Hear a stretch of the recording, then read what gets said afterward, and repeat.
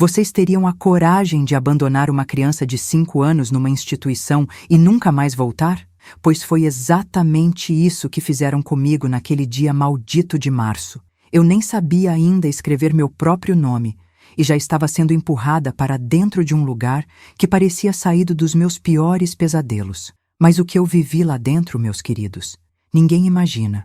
Coisas que até hoje, aos 68 anos, ainda me fazem acordar gritando no meio da madrugada. Se vocês estão aqui comigo, hoje, eu sei que é porque vocês têm um coração que ainda bate por histórias de verdade, histórias que marcam a alma. E sabe de uma coisa? Cada like, cada comentário, cada inscrição nesse canal não é só um número para mim. É uma forma de vocês me ajudarem a dar voz para tantas outras crianças que passaram pelo que eu passei e nunca conseguiram contar. Todo mês a gente faz sorteios especiais para os inscritos mais participativos, porque vocês merecem ser valorizados por estarem aqui, ouvindo essas histórias que o mundo prefere esquecer. Gritos que cortavam a madrugada como navalha, crianças que sumiam sem explicação, uma sala trancada que ninguém podia nem olhar de longe, e um silêncio que doía mais que qualquer surra. O que veio depois disso? Ai, meu Deus do céu! Só Ele sabe como eu consegui sobreviver. Hoje eu vou contar tudo, sem esconder uma vírgula sequer, porque tem coisa que a gente carrega por tempo demais, e chegou a hora dessa dor sair do meu peito e encontrar outros corações que possam entender. Essa história que vocês vão ouvir é pesada, sentida, contada do jeito que aconteceu mesmo, com todo o sofrimento que uma menina de 5 anos não deveria nunca ter conhecido. E eu só peço uma coisa: fiquem comigo até o final, porque vocês vão entender por que essa história precisa ser contada. Porque cada palavra que sai da minha boca hoje pode ajudar alguém que ainda está sofrendo em silêncio. Meu nome é Esperança dos Santos. Tenho 68 anos. E hoje moro numa casinha humilde, aqui no interior da Paraíba, onde o sol nasce forte e a vida passa devagar. É um lugarzinho sossegado, onde todo mundo se conhece e se cumprimenta na rua. Mas nem sempre foi assim, minha gente. Teve um tempo muito escuro da minha infância, em que o mundo para mim era só um buraco fundo demais, sem luz, sem amor, sem ninguém para me estender a mão.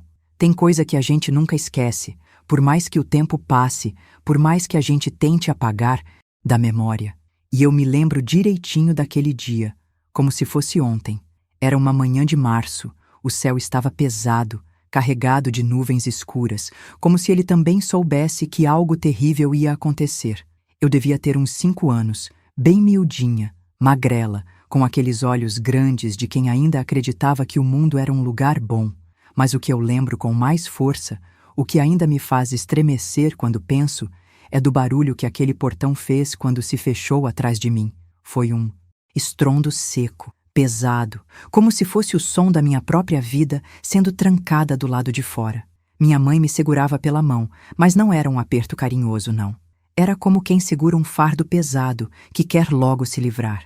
Eu ia olhando para os lados, tentando entender onde era aquele lugar, porque tudo ali era diferente, assombrado. A gente tinha pego um ônibus que chacoalhava tanto que meu estômago revirava, e depois caminhamos por uma rua de terra batida que levantava poeira e grudava nos meus olhinhos. O cheiro do lugar era estranho, um misto de creolina forte com algo que eu não sabia identificar, mas que fazia minha barriguinha embrulhar.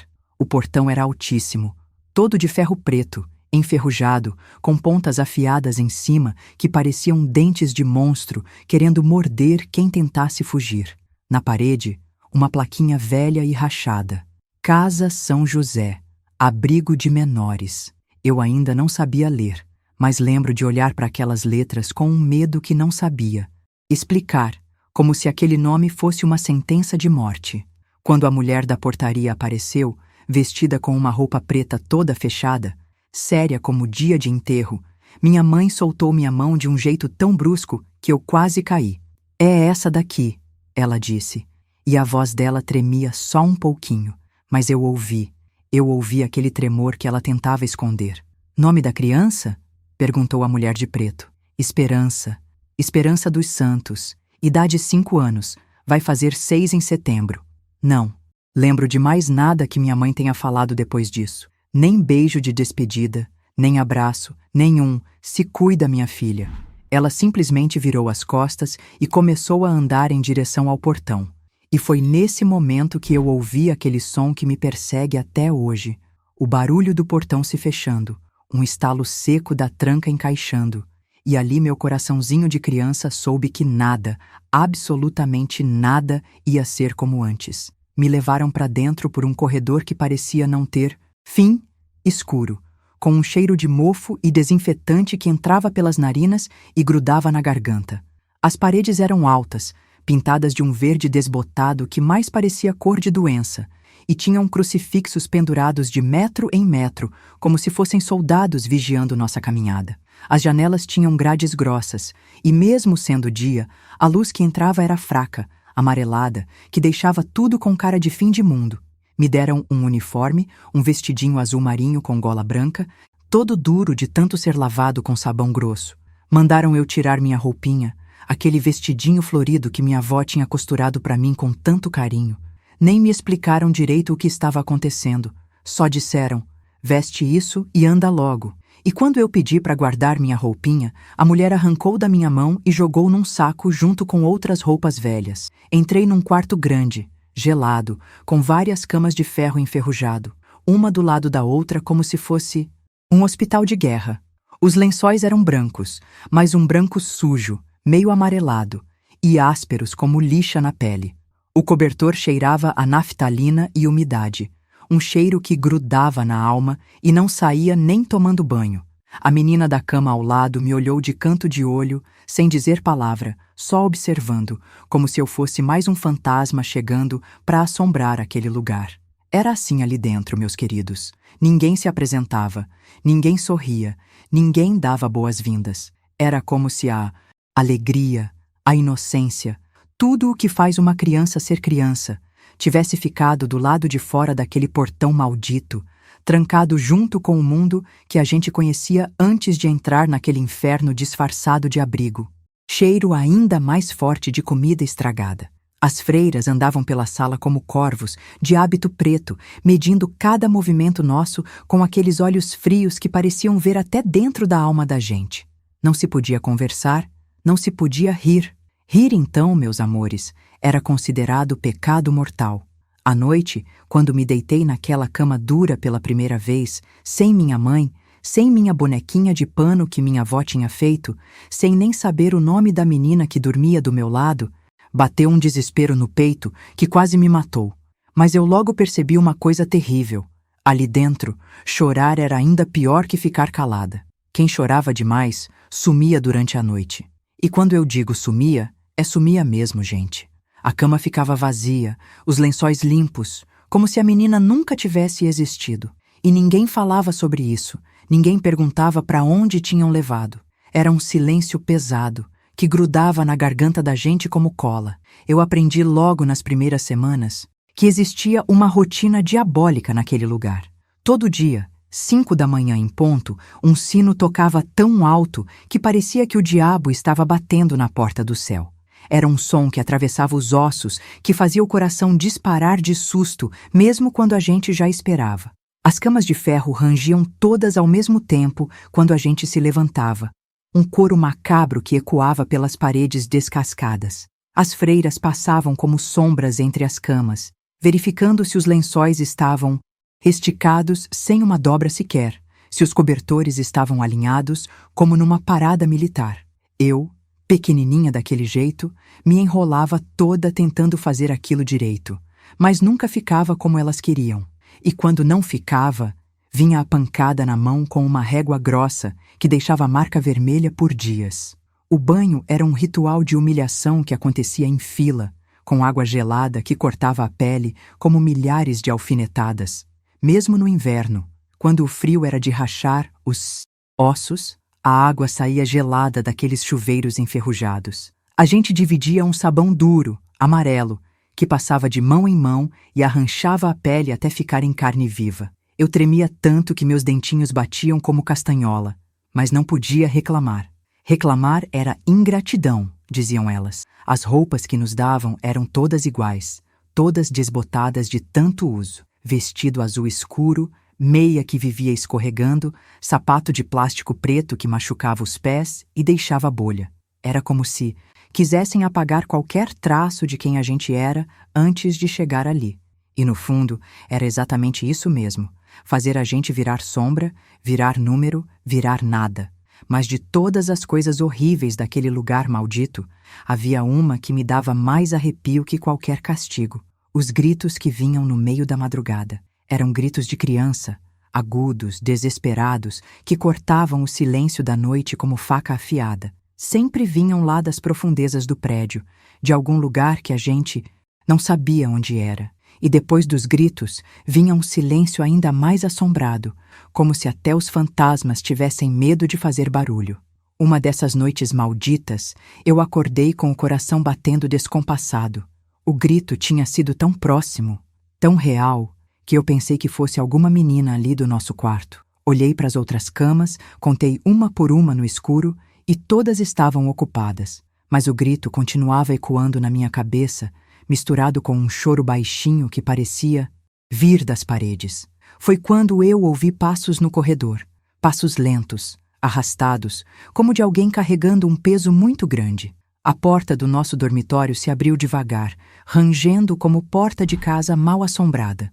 Uma sombra alta entrou, carregando algo nos braços. Eu fechei os olhos com força, fingi que estava dormindo, mas consegui ver pela fresta das pálpebras. Era a Madre Dolores, a mais terrível de todas, carregando uma das meninas menores, completamente mole, como se fosse um boneco de pano. A menina não se mexia, não fazia barulho. Os bracinhos pendiam soltos, a cabeça jogada para trás. E o mais terrível, seus olhinhos estavam abertos, mas sem brilho nenhum, como o olho de peixe morto. Madre Dolores colocou ela numa cama vazia que eu nem tinha reparado que existia, lá no cantinho mais escuro do quarto. Arrumou o corpo como se fosse uma boneca, puxou o lençol até o queixo e saiu do mesmo jeito silencioso que tinha entrado. No dia seguinte, a menina continuava lá, imóvel. Não levantou para o banho, não foi para o café, não respondeu quando as freiras gritaram o nome dela. As outras meninas passavam por perto da cama dela e fingiam que não viam nada. Mas eu percebia o medo nos olhares, o jeito que elas desviavam o caminho para não chegar muito perto. E ninguém, absolutamente ninguém, falava sobre o que tinha acontecido. Durante o dia, elas colocaram um lençol sobre o rosto da menina. E durante a noite, sumiu. A cama ficou vazia, limpa, como se nada tivesse acontecido. Mas eu sabia que tinha acontecido sim, e que aquilo não era a primeira vez. Pela cara de terror das outras meninas, eu percebi que aquela era uma rotina macabra que acontecia sempre que alguém adoecia demais ou chorava mais do que devia. Foi assim que eu comecei a entender que aquele lugar não era só um abrigo. Era um lugar onde criança morria e ninguém perguntava o porquê, onde menina sumia e todo mundo fingia que ela nunca tinha existido, onde o silêncio era obrigatório porque a verdade era mais terrível do que qualquer castigo que elas pudessem inventar. E sabe o que é pior, minha gente? É que a gente era só criança. Criança que devia estar brincando, aprendendo, sendo amada. Mas ali a gente aprendia só uma coisa: como sobreviver num inferno onde até os anjos tinham medo de entrar. Se vocês estão aí do outro lado da tela, sentindo um frio na barriga, imaginando como uma criança de 5 anos conseguiu aguentar tudo isso, se inscrevam no canal e me acompanhem nessa jornada. Porque o que vocês ouviram até agora é só o começo de uma história que vai mostrar até onde pode chegar a maldade humana, mas também a força que uma alma pura pode ter para resistir ao mal. Escuridão. Dormia na cama debaixo do meu beliche, bem perto da janela gradeada que dava para o muro dos fundos, onde crescia um pé de manga que nunca dava fruto. Às vezes, antes de dormir, quando as freiras já tinham apagado as luzes e o silêncio pesava como pedra sobre nossas cabeças, Mariazinha sussurrava histórias que inventava na hora. Eram histórias doidas, de passarinho que falava, de menina que voava montada numa nuvem, de cachorro que tocava sanfona. Eu escutava aquilo com o coração apertado, tentando não rir alto para não chamar a atenção das vigias noturnas. Com ela eu me sentia menos sozinha naquele deserto de afeto. Mariazinha era esperta, Sabia quando uma freira estava de mau humor só de olhar o jeito que ela andava pelo corredor. Quando a Madre Dolores vinha com aquela cara de poucos amigos, ela me piscava e sussurrava, tempestade se aproximando. Era o jeitinho dela de dizer que a gente tinha que ficar ainda mais invisível do que já era. A gente dividia tudo em segredo. Quando uma conseguia esconder um pedacinho de pão do café da manhã, partia no meio e dava para outra. Quando fazia frio de rachar, ela puxava o cobertor fininho para cobrir nós duas juntas. Eu confiava nela mais do que confiava em mim mesma, porque ela era a única alma viva naquele lugar que me olhava como se eu fosse gente de verdade. Não só mais um número numa lista de crianças abandonadas. Mas aí chegou aquele dia maldito que eu nunca vou esquecer, nem que viva 100 anos. Era uma quinta-feira chuvosa, dessas que o céu fica preto no meio da tarde e o vento bate nas janelas como alma penada querendo entrar. A gente tinha feito tudo certinho, tomado banho gelado, vestido o uniforme, comido aquela comida sem gosto, rezado as orações obrigatórias. Mas na hora do jantar, o lugar da Mariazinha na mesa estava vazio. Achei que fosse castigo. Às vezes, elas isolavam uma menina por qualquer besteira, por ter olhado errado, por ter suspirado alto, demais, por ter demorado 1 segundo a mais no banheiro. Mas quando a noite chegou e ela não apareceu no dormitório, meu coração começou a bater descompassado. A cama dela estava arrumada, lençol esticado, travesseiro fofinho, mas sem a Mariazinha. Fui perguntar para a irmã Lúcia, a mais nova das freiras, aquela que às vezes ainda deixava escapar um restinho de humanidade pelos olhos. Cheguei pertinho dela e sussurrei, cadê a Mariazinha? Ela olhou rapidinho para os lados, como se tivesse medo de alguém escutar, e respondeu com a voz tremendo. Foi transferida. Transferida para onde? Insisti. Ela só fez um gesto com a mão, como quem diz, não pergunte mais nada, e se afastou correndo. Mas eu sabia que não era transferência coisa nenhuma. Transferência não acontecia de um dia para o outro, sem aviso, sem despedida. E, principalmente, transferência não apagava os pertences da pessoa como se ela nunca tivesse existido, porque foi isso que aconteceu. No dia seguinte, não tinha mais nada da Mariazinha. Nem a bonequinha de milho que ela tinha feito escondida. Nem o desenho que ela guardava debaixo do colchão. Tudo sumido, apagado, como se ela tivesse sido só um sonho da minha cabeça. Naquela noite, eu não consegui pregar o olho. Fiquei virada para a parede, olhando aquele risco de luz da lua que entrava pela grade da janela, esperando escutar a voz dela me contando uma história maluca. Mas só escutei o silêncio pesado e o ranger das camas quando as outras meninas se viravam, inquietas, nos seus pesadelos. No dia seguinte, colocaram uma menina nova na cama da Mariazinha. Era a Francisca, uma grandona que chorava escondido e tinha marcas estranhas nos braços, como se alguém tivesse apertado ela com muita força. O beliche foi ocupado como se nada tivesse acontecido, como se a Mariazinha nunca tivesse existido, nunca tivesse dormido ali, nunca tivesse sussurrado histórias no escuro. Comecei a reparar melhor nas outras meninas que sumiam. Sempre era de repente, sempre era sem explicação. Algumas diziam que tinham sido adotadas, outras que tinham ficado doentes e ido para o hospital. Mas nenhuma mandava carta, nenhuma voltava para visitar, nenhuma dava notícia. Era como se a terra tivesse aberto e engolido elas inteirinhas. Fiquei dias com um buraco no peito que doía mais que fome, mais que frio, mais que qualquer surra que eu pudesse levar. À noite, quando tudo ficava em silêncio, eu sussurrava baixinho. Mariazinha, se você tá me ouvindo de algum lugar, me dá um sinal. Mas não vinha resposta nenhuma. Só o vento balançando o galho da mangueira sem fruto e o latido distante de algum vira-lata perdido na rua. Foi quando eu conheci Dona Socorro, a cozinheira. Ela era uma mulher forte, de braços grossos e mãos calejadas, morena retinta com um cabelo sempre preso num lenço colorido. Andava pesado pela cozinha, resmungando baixinho, mexendo aqueles panelões enormes com uma colher de pau que parecia remo de canoa. À primeira vista, parecia brava, mas quem olhasse com atenção conseguia ver que ela era diferente das outras. Dona Socorro falava pouco, mas tinha um jeito de olhar que dizia tudo. Ela sabia quando uma menina estava passando mal, quando estava com fome, quando estava machucada por dentro. E fazia o que podia, mesmo sendo pouco, mesmo correndo risco. Na hora de servir a comida, quando ela via uma menina muito magrela, muito tristonha, a concha dela vinha um pouquinho mais cheia, principalmente quando as freiras não estavam olhando. Comigo, ela foi carinhosa desde que me viu. Acho que se compadeceu porque eu era muito miudinha, muito calada. Teve uma vez que eu estava com febre, tremendo de frio, mas mesmo assim me botaram na fila do almoço. Ela me olhou de cima a baixo e murmurou: "Oxe, menina, tu tá parecendo passarinho molhado." Me mandou sentar num cantinho perto do fogão e trouxe um prato mais quentinho, com arroz soltinho e um pedaço de carne que não estava duro que nem sola de sapato. Mas teve um dia que Dona Socorro fez uma coisa que eu nunca vou esquecer enquanto eu viver. Era fim de tarde. A gente tinha tomado aquele banho gelado de sempre, vestido o uniforme, feito as orações obrigatórias. Eu estava com uma fome que roía por dentro, porque o jantar tinha sido só uma sopa rala que mais parecia água com sal. Fui pro dormitório e sentei na beirada da cama, abraçada nos joelhos, tentando enganar a barriga roncando. Foi quando alguém bateu de leve na janela. Assustei.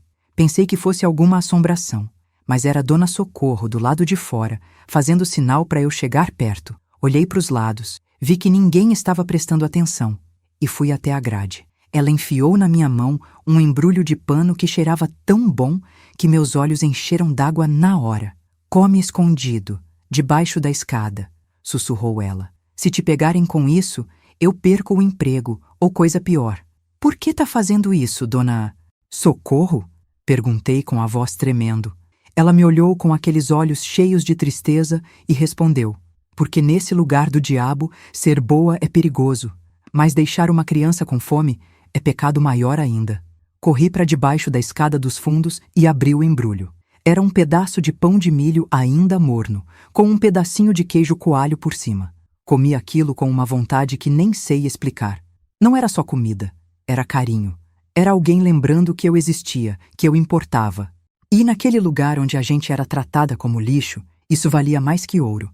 Com a Madre Dolores entrando no refeitório com aquela cara de santa fingida, anunciando em voz alta: "Domingo é dia de visita. As meninas que tiverem nomes na lista se preparem."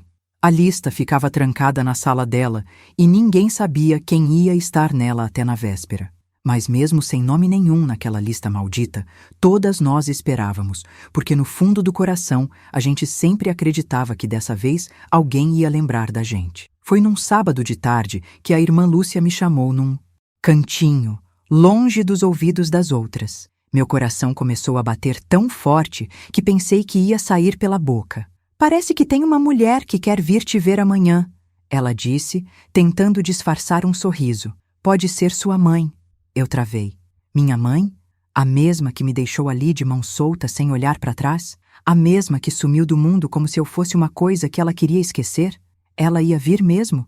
Passei a noite toda acordada, imaginando como seria. Será que ela vinha com vestido bonito? Será que me abraçava? Será que pedia perdão? Será que me levava embora daquele inferno? Criei na minha cabecinha 1000 cenários diferentes, todos terminando comigo indo embora para sempre, longe daquele lugar maldito. Na manhã do domingo, me mandaram tomar banho mais demorado, esfregaram meu cabelo com força, fizeram 2 trancinhas com laço rosa desbotado, me deram uma meia sem furo e um vestido que não estava tão sujo quanto os outros. Até passou um perfume fraquinho de alfazema que Dona Socorro guardava para ocasiões especiais. Me olhei naquele espelho rachado do banheiro e pensei: será que ela vai me reconhecer assim? Domingo, 9 da manhã, me botaram sentada na sala grande junto com as outras meninas que iam receber visita. As pessoas foram chegando aos pouquinhos. Uns vinham com sacola de comida, outros com flores murchas, outros só com cara de quem tinha obrigação de estar ali. As meninas corriam para os abraços, para os beijos, para os carinhos que a gente sentia falta todo santo dia. E eu ali, sentada na cadeira dura, com o coração batendo descompassado, os olhos grudados na porta, esperando. As horas foram passando. O relógio da parede ia marcando o tempo. 10 horas, 11, meio-dia. As visitas foram embora aos pouquinhos. As meninas voltaram para os quartos com bala no bolso, fita nova no cabelo e um pouquinho de felicidade no peito. 2 da tarde, 3 horas. Eu ainda ali, sozinha na sala, com o laço murchando no cabelo e a alma se despedaçando aos pouquinhos. Foi quando a irmã Lúcia apareceu com aquela cara de quem não queria dar a notícia. Ela não veio, disse sem nem olhar nos meus olhos. Não apareceu ninguém para você. Aquelas palavras me acertaram como paulada na cabeça. Não foi só a ausência, foi a certeza do abandono completo. Voltei para o quarto sozinha, com o vestido limpo, ainda cheirando a alfazema, mas já não importava mais. Sentei na beirada da cama e fiquei ali, com as mãos no colo, tentando entender por que minha própria mãe tinha me esquecido de novo. Dona Socorro apareceu mais tarde com um pedacinho de bolo que tinha sobrado das visitas. Come, menina, disse com voz baixa, mas eu não conseguia engolir. O gosto travava na garganta, porque o que eu queria não era bolo, era um abraço, era minha filha, era alguém dizendo que eu valia alguma coisa nesse mundo. Daquele dia em diante, nunca mais me arrumei com esperança para o domingo de visita. Fingia que não ligava, mas por dentro, uma parte de mim ainda esperava ver ela aparecer com aquele vestido florido que usava quando me levava na feira. Esperava ouvir "Me perdoa, minha filha". Esperava que me levasse embora dali, mas nunca aconteceu. Foi depois de mais um domingo sem visita que eu conheci a realidade mais terrível daquele lugar. O castigo do porão. Era onde levavam as meninas que davam trabalho demais, como elas diziam. Ficava nos fundos do prédio, embaixo da capela velha. Era um buraco, escuro, úmido, com cheiro de bicho morto e paredes cobertas de limo. A primeira vez que ouvi falar dele foi numa conversa sussurrada entre duas meninas mais velhas. A Creusa tá no porão faz 3 dias, disse uma. Por quê? Perguntou a outra. Porque chorou demais depois que soube que a mãe dela morreu e não vem mais buscar. Meu sangue gelou. Chorar porque a mãe morreu era motivo para castigo? Que tipo de lugar diabólico era aquele onde até a dor da gente virava pecado? Comecei a prestar mais atenção e descobri que qualquer coisa podia levar uma menina para o porão. Rir fora de hora, demorar no banheiro, olhar errado na hora da oração, perguntar por que alguma amiga tinha sumido. E chegou o meu dia. Aconteceu depois do jantar, quando a gente já estava se encaminhando para o dormitório. A Francisca, aquela grandona que tinha ocupado a cama da Mariazinha, tropeçou e derrubou o prato de sopa no chão. Me assustei e soltei um gritinho, só um sussurro de susto. Mas a Madre Dolores escutou. Quem foi que fez esse escândalo? Ela berrou. Todas se calaram. Me olharam. Foi você, Esperança, ela disse apontando o dedo comprido na minha cara. Ao porão. E ninguém contestava a ordem de freira ali dentro. Me agarraram pelos braços, me arrastaram pelos corredores até chegar numa portinha de madeira podre, toda carcomida, que parecia a entrada do inferno. A Madre Dolores girou a chave enferrujada, empurrou a porta que rangeu como alma penada e me jogou lá, dentro como se eu fosse um saco de lixo. Fica aí até aprender a se comportar, gritou. A porta se fechou com um estrondo que ecoou pelas paredes molhadas, e eu me vi sozinha na escuridão mais completa que já tinha visto na vida. Lá embaixo era gelado que nem geladeira. O chão era de terra batida, com poças de água fedida que pingavam do teto. O ar era pesado, difícil de respirar, com cheiro de coisa apodrecendo. Sentei num cantinho, abraçada nos joelhos, tremendo de frio e de medo. Não tinha janela. Não tinha luz, só o breu mais negro que existia. Chorei sem fazer barulho, porque até ali embaixo eu tinha medo de fazer barulho demais. Com o passar das horas, fui ouvindo os sons da noite. Ratos correndo, água pingando, estalos estranhos que vinham das paredes. E o pior, passos lá em cima, na capela. Passos que iam e vinham, como se alguém estivesse andando em círculo, rezando ou tramando alguma maldade. Não me deram coberta, não me deram comida, não me deram água. Fiquei ali 2 dias inteiros, só com a roupa do corpo, bebendo da água suja que pingava do teto quando a sede apertava demais. Na segunda noite, ouvi vozes vindas de algum lugar do porão. Vozes baixas, sussurradas, que falavam coisas que eu não conseguia entender direito. Quando finalmente abriram a porta e me tiraram dali, eu mal conseguia ficar em pé. Dona Socorro me esperava na porta da cozinha com um pão quentinho e um olhar que dizia tudo sem precisar falar palavra. Foi naquele Dia que eu aprendi que naquele lugar maldito, ser vista era perigoso, mas ser esquecida era pior ainda. Vocês que estão me acompanhando nessa jornada de dor e sobrevivência, se inscrevam no canal e me ajudem a dar voz para todas as crianças que passaram por isso e nunca puderam contar. Deixem nos comentários o que vocês fariam se fossem uma criança de 6 anos nessa situação. Como vocês acham que conseguiriam sobreviver? Porque a história que vocês estão ouvindo ainda tem muito sofrimento pela frente, mas também vai mostrar a força que uma alma inocente pode ter quando luta para não se deixar quebrar pelo mal.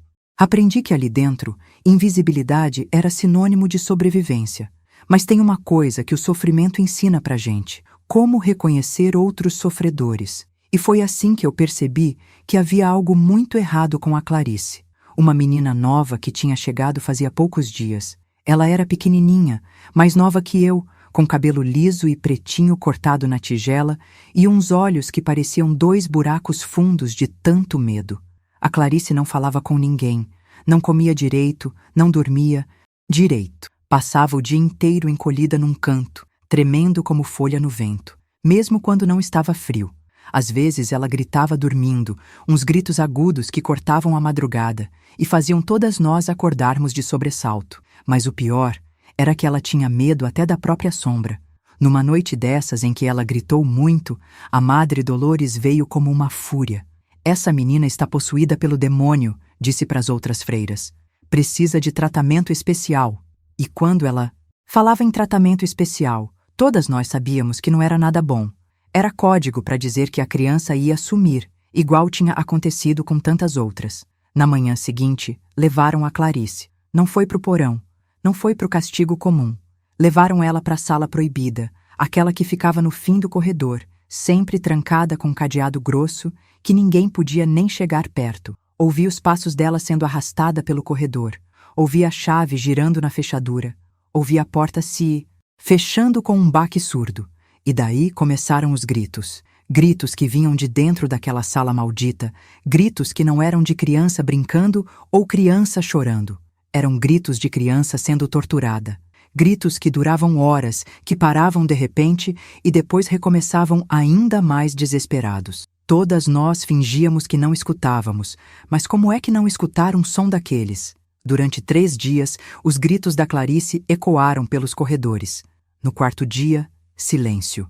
Um silêncio que doía mais que qualquer grito. À noite, vi as freiras carregando alguma coisa embrulhada num lençol branco. Era pequeno demais para ser uma pessoa inteira, mas grande demais para ser um travesseiro. E eu sabia, no fundo do meu coração de criança, que aquilo que estava embrulhado era o que restava da Clarice. No dia seguinte, quando perguntei para a irmã Lúcia onde estava a Clarice, ela me olhou com os olhos cheios d'água e disse: ela foi curada, foi para o céu estar com os anjinhos. Mas eu sabia que não tinha sido cura coisa nenhuma. Tinha sido assassinato. Assassinato de uma criança que só precisava de amor e cuidado, não de exorcismo. Foi quando eu comecei a entender que aquela sala proibida não era depósito, não era lugar de castigo comum. Era uma câmara de tortura onde levavam as crianças que consideravam problemáticas demais. E o que acontecia lá dentro, ninguém voltava para contar, porque ninguém voltava vivo. Algumas noites depois, acordei com barulho de chaves. Olhei pela fresta da porta e vi a Madre Dolores passando com outra menina. Era a Beatriz, uma moreninha que tinha chegado semana passada e que chorava muito porque sentia saudade da avó que tinha criado ela. Beatriz tremia tanto que mal conseguia andar. Quando passaram pela nossa porta, nossos olhares se cruzaram por um segundo, e naquele olhar dela eu vi um pedido de socorro que nunca vou esquecer. Levaram ela para a sala proibida, e começou tudo de novo. Os gritos, os soluços, os pedidos de ajuda que ninguém ia atender. Dessa vez, eu não aguentei ficar parada. Levantei da cama, fui até a porta do dormitório e tentei abrir. Estava trancada por fora, como sempre ficava durante a noite. Mas eu consegui empurrar só um pouquinho, o suficiente para ver o corredor. A luz fraca do lampião fazia sombras dançarem nas paredes. E lá longe, na porta da sala proibida, eu vi uma coisa que gelou meu sangue. A Madre Dolores saindo de lá com as mãos sujas de sangue. Sangue vermelho, fresco, que ela limpava num pano branco como se fosse a coisa mais normal do mundo. Voltei correndo para a cama, me escondi debaixo do cobertor e fingi que estava dormindo. Mas como é que uma criança de 6 anos dorme depois de ver uma coisa daquelas? Passei o resto da noite tremendo, rezando baixinho, pedindo para Deus me proteger daquelas criaturas disfarçadas de santas. Na manhã seguinte, a Beatriz não apareceu para o café, nem para o almoço, nem para o jantar. Quando perguntaram por ela, a resposta foi sempre a mesma. Foi transferida para um lugar melhor. Mas eu sabia que o único lugar para onde ela tinha ido era para o mesmo lugar da Clarice, da Mariazinha e de tantas outras. Para o cemitério dos fundos, numas covas rasas sem nome, sem cruz, sem ninguém para chorar por elas. Foi assim que eu aprendi a lição mais terrível da minha infância. Naquele lugar, criança não morria de doença, não morria de acidente. Criança era assassinada quando chorava demais, quando dava trabalho demais, quando as freiras decidiam que não prestava mais para nada. E todo mundo fingia que não sabia de nada, todo mundo fingia que era normal menina desaparecer de uma hora para outra. Dona Socorro foi a única que teve coragem de me contar a verdade quando eu perguntei diretamente.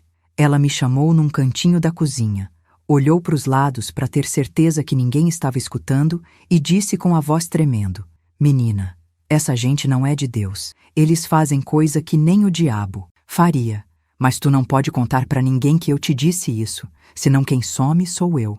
Dona Socorro, perguntei com a voz falhando, quantas meninas já morreram aqui? Ela suspirou fundo, limpou uma lágrima que teimava em escorrer e respondeu: mais do que eu tenho coragem de contar, minha filha. Muito mais. Naquele momento, eu entendi que não estava num abrigo, estava num matadouro. Um matadouro de crianças onde os carrascos usavam hábito de freira e crucifixo no peito. E sabe o que é mais terrível, minha gente? É que durante todo esse tempo, esse lugar funcionava oficialmente como instituição de caridade cristã. Recebia dinheiro do governo, recebia doação de gente boa que pensava que estava ajudando crianças órfãs. Mas, na verdade, estava financiando um esquema de morte que funcionava há anos, talvez há décadas, sem que ninguém do lado de fora desconfiasse de nada. Eu passei a viver com medo constante. Medo de chorar alto, medo de reclamar da comida ruim, medo de perguntar pelas amigas que sumiam. Porque eu sabia que qualquer deslize podia significar uma viagem sem volta para a sala proibida. Comecei a ter pesadelos todas as noites, sonhando que era minha vez de ser arrastada pelo corredor, sonhando com as mãos sujas de sangue da Madre Dolores, sonhando com gritos que não eram meus, mas que podiam ser a qualquer momento. Foi quando eu tomei uma decisão que mudou minha vida. Eu tinha que fugir dali. Não importava como, não importava para onde, mas eu tinha que sair antes que chegasse minha vez de virar mais uma estatística no cemitério dos fundos, porque eu tinha certeza de uma coisa. Se ficasse ali muito tempo, uma hora ou outra, elas iam inventar alguma desculpa para me levar para a sala proibida. E daí eu não voltaria mais para contar a história. Fazia o prédio velho balançar como navio em tempestade. Durante o jantar, um raio caiu perto e a luz acabou. O lugar ficou no breu total, só com o barulho da chuva martelando no telhado e os trovões rachando o céu. Naquela confusão toda, com as freiras correndo para acender lampião e fechar as janelas que batiam, eu reparei que a porta dos fundos tinha ficado mal fechada. O coração disparou. Era como se Deus tivesse piscado para mim e dito: é agora ou nunca. Não pensei 2 vezes. Quando vi que ninguém estava olhando, que todas estavam ocupadas com o temporal, eu me esgueirei pela cozinha e empurrei a porta devagar.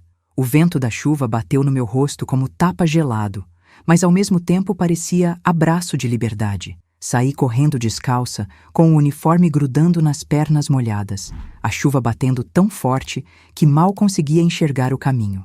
A rua era de terra batida e já tinha virado lama.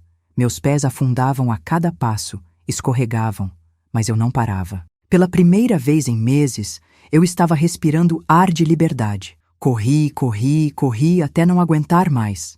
Passei por trás da capela velha, pulei a cerca baixa dos fundos, entrei no mato fechado. Os galhos me arranhavam, as pedras cortavam meus pés descalços, mas a dor no corpo não era nada perto da dor de ficar ali dentro, esperando minha hora de morrer. O mato era fechado, cheio de espinho e buraco, mas eu seguia em frente, guiada só pela vontade de ficar longe daquele inferno. Quando não aguentei mais correr, me escondi numa gruta pequena que achei no meio das pedras. Deitei ali na terra molhada, com as mãos apertadas no peito, a respiração vindo aos pulos. Tremia de frio, de medo, de cansaço, mas pela primeira vez em tanto tempo eu senti o gosto doce da liberdade. Ali naquela gruta escura, encharcada de chuva, eu me senti mais segura do que jamais tinha me sentido no abrigo. A chuva continuou a noite toda. Eu fiquei ali encolhida, ouvindo o barulho da água pingando, o vento balançando as árvores, os grilos cantando. Sons de vida, sons de natureza, que me lembravam que existia um mundo além daquelas paredes malditas.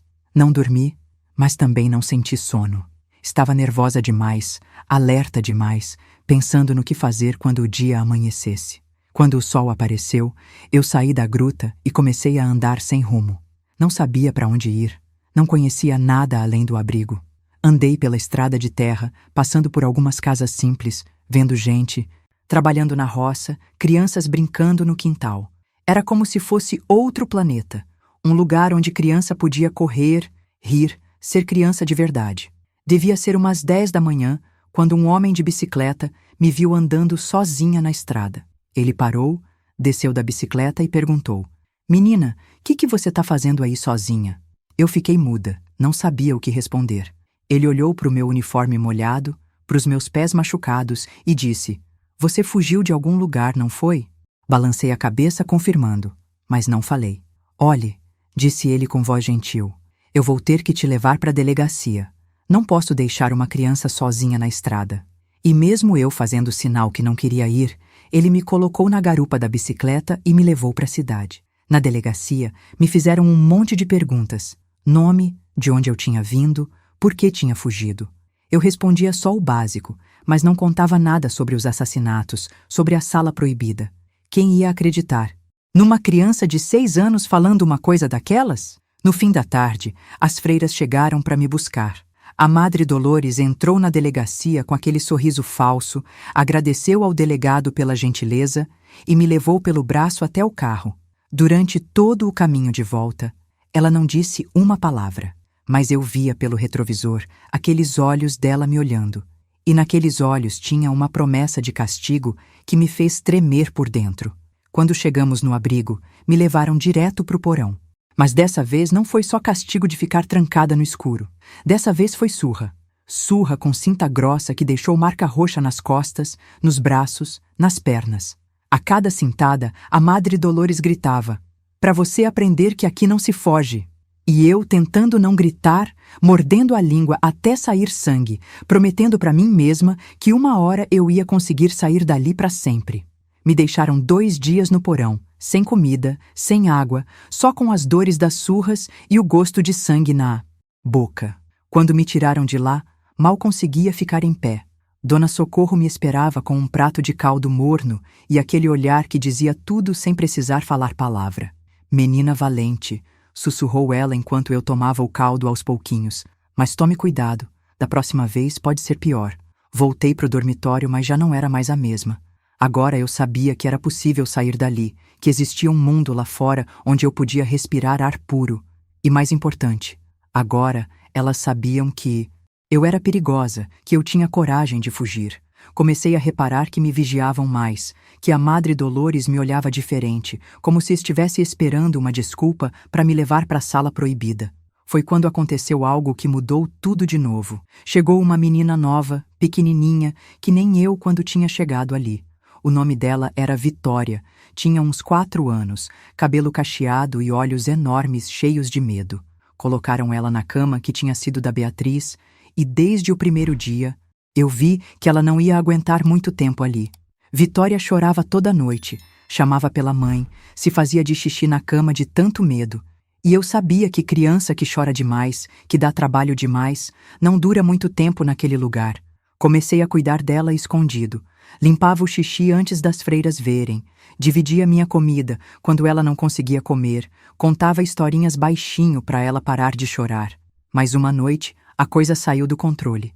Vitória teve pesadelo e acordou, gritando, Um grito agudo que ecoou pelo dormitório todo. As freiras vieram correndo e eu vi na cara da Madre Dolores aquela expressão que já conhecia bem, a expressão de quem tinha decidido que chegou a hora de se livrar do problema.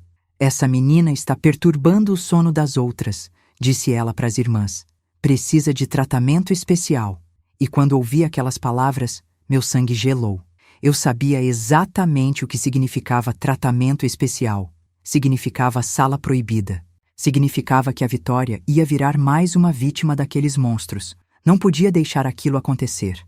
Não podia ficar parada vendo uma criança de 4 anos ser assassinada por aquelas criaturas. Então tomei outra decisão que mudou minha vida. Dessa vez eu não ia fugir sozinha. Ia levar a Vitória comigo. E se a gente morresse tentando, pelo menos a gente ia morrer lutando, não esperando a morte chegar feito cordeiro no matadouro. Na noite seguinte, quando as luzes se apagaram e o abrigo ficou em silêncio, eu sussurrei no ouvido da Vitória. Você quer sair daqui? Ela balançou a cabecinha que sim.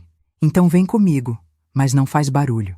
E foi assim que começou nossa segunda tentativa de fuga. Dessa vez não só pela minha vida, mas pela vida de uma criança inocente que não merecia virar mais uma vítima daquele lugar maldito. De medo. E saímos da cama devagar, pisando nas pontas dos pés. Cada rangido do assoalho velho fazia meu coração parar, mas conseguimos chegar até a porta do dormitório. Por sorte, naquela noite tinham esquecido de trancar por fora. Saímos para o corredor escuro, iluminado só por aqueles lampiões fracos que deixavam mais sombra que luz. A Vitória tremia tanto que pensei que ela fosse desmaiar de medo, mas segurou firme na minha mão. Fomos caminhando devagar, grudadas na parede, tentando não fazer barulho. Cada passo era uma eternidade, cada sombra parecia um monstro esperando para nos pegar. Quando chegamos perto da cozinha, ouvi um barulho que gelou meu sangue. Passos vindo do andar de cima. Passos pesados, lentos, de alguém descendo a escada. Puxei a Vitória para trás de uma pilha de sacos de farinha e ficamos ali agachadas, mal respirando, enquanto a pessoa passava pelo corredor. Era a Madre Dolores. Mesmo no escuro, eu reconheci a silhueta dela, alta, magra, assombrada. Ela caminhava devagar, como se estivesse procurando alguma coisa, ou alguém. Passou bem perto de onde estávamos escondidas, parou, ficou uns segundos parada, como se estivesse sentindo o cheiro de alguma coisa.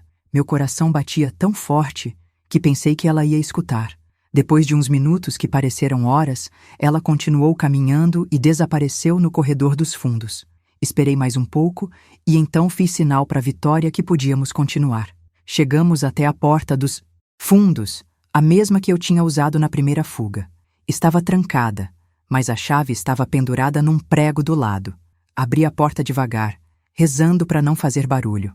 O vento da madrugada entrou gelado, mas para mim era vento de liberdade. Saímos para o quintal dos fundos, onde tinha um galinheiro velho e umas árvores frutíferas. A lua estava cheia, iluminando tudo com aquela luz prateada que parecia bênção de Deus.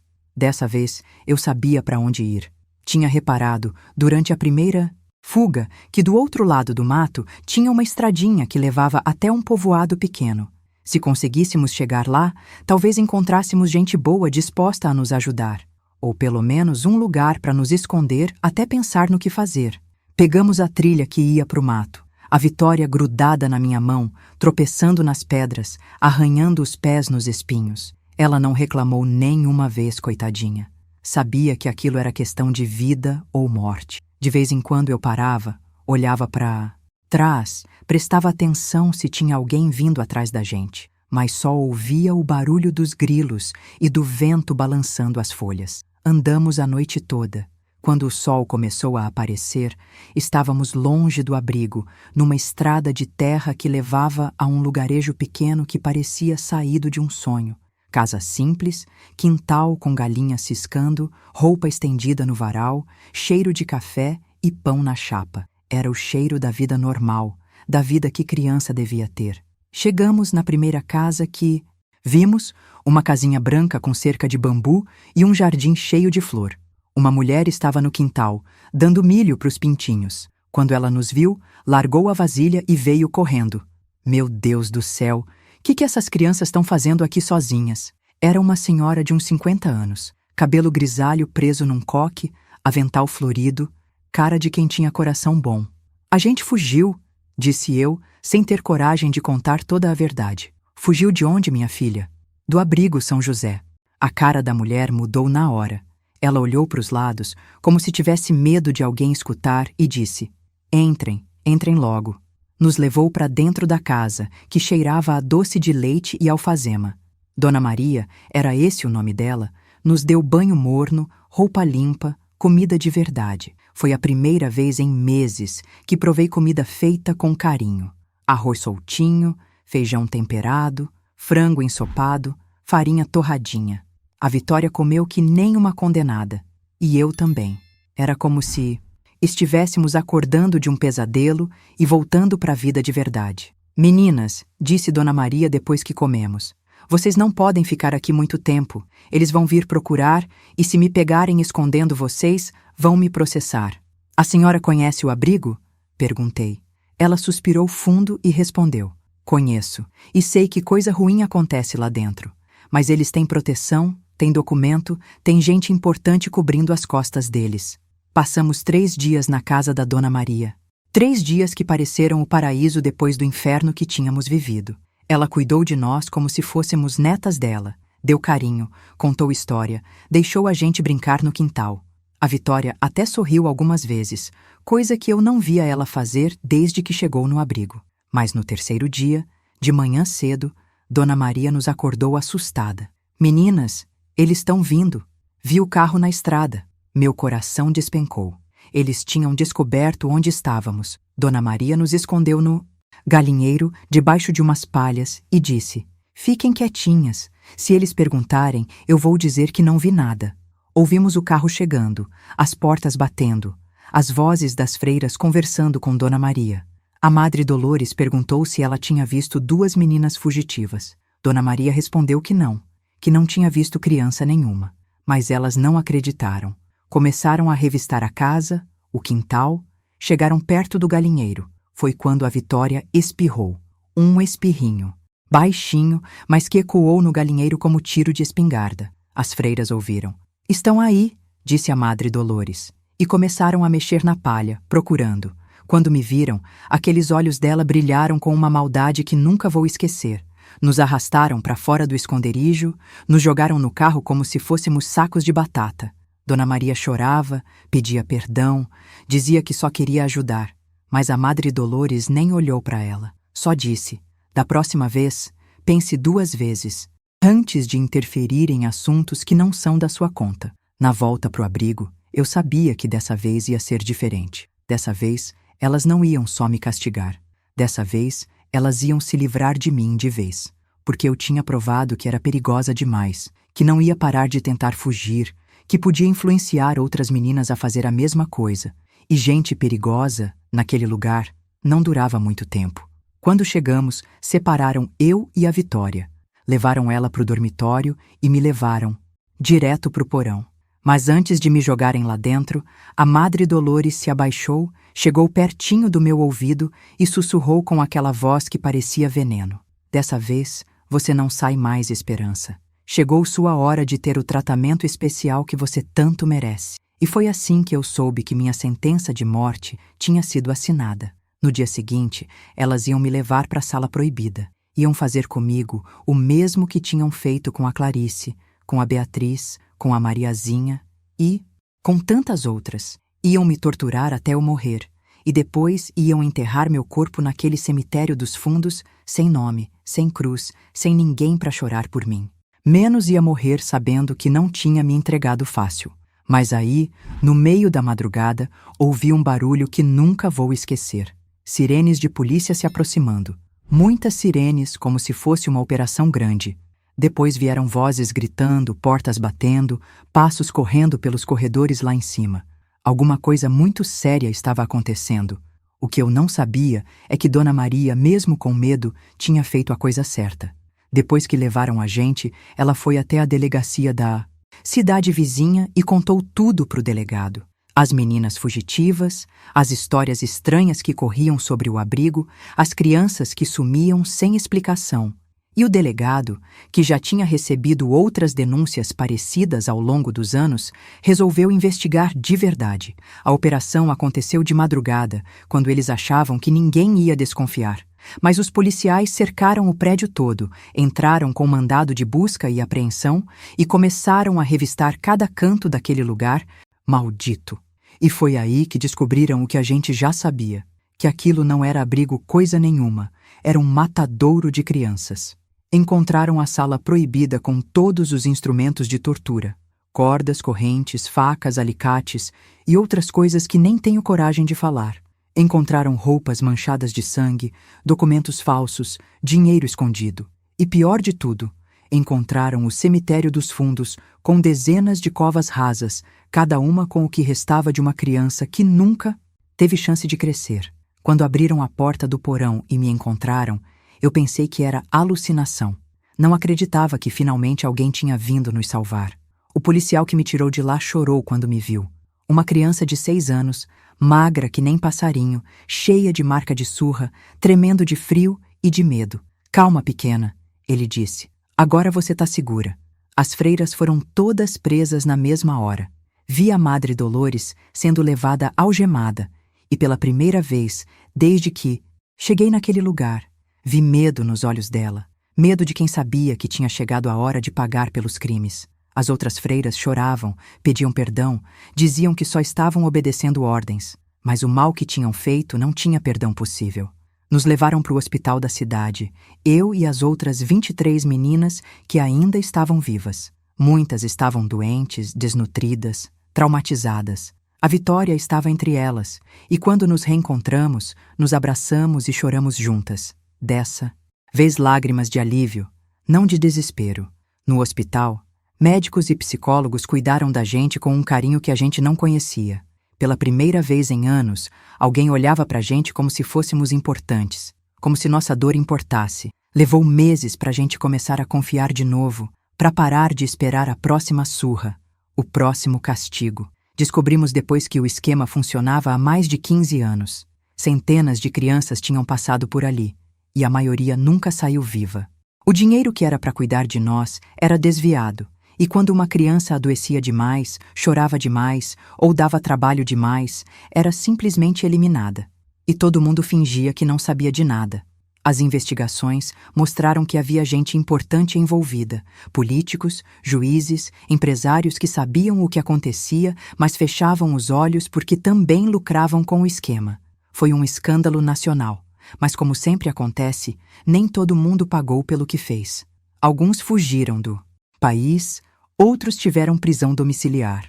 Alguns foram soltos por falta de provas, mas para nós, o importante era que tínhamos sobrevivido.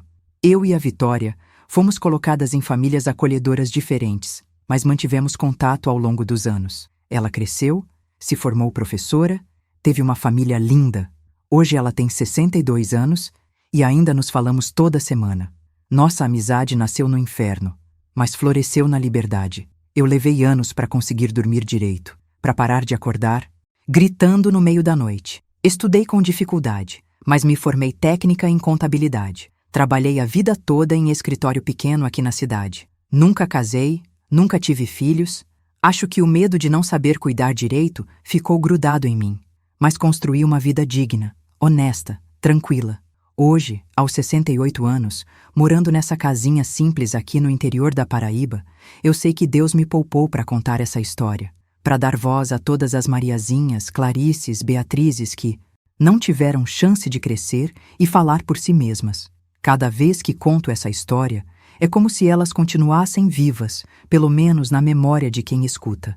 Vocês que chegaram até aqui comigo, que tiveram coragem de ouvir essa dor toda, quero que saibam uma coisa: vocês fazem diferença. Cada like, cada comentário, cada vez que vocês compartilham histórias como essa, vocês estão impedindo que a mesma coisa aconteça com outras crianças. Vocês estão sendo a voz de quem não tem voz.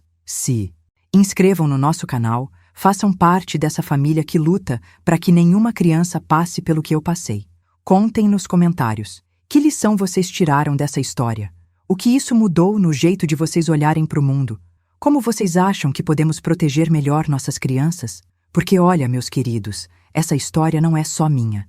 É de milhares de crianças que ainda hoje sofrem em silêncio, esperando que alguém escute o grito delas. E enquanto a gente tiver voz, enquanto a gente tiver força, a gente não pode parar de gritar por elas. Se essa história tocou vocês, se fez vocês sentirem alguma coisa diferente no peito, se fez vocês olharem com mais carinho para a criança que passa na rua, então ela cumpriu o propósito. Porque a maior vitória contra o mal é fazer o bem se espalhar.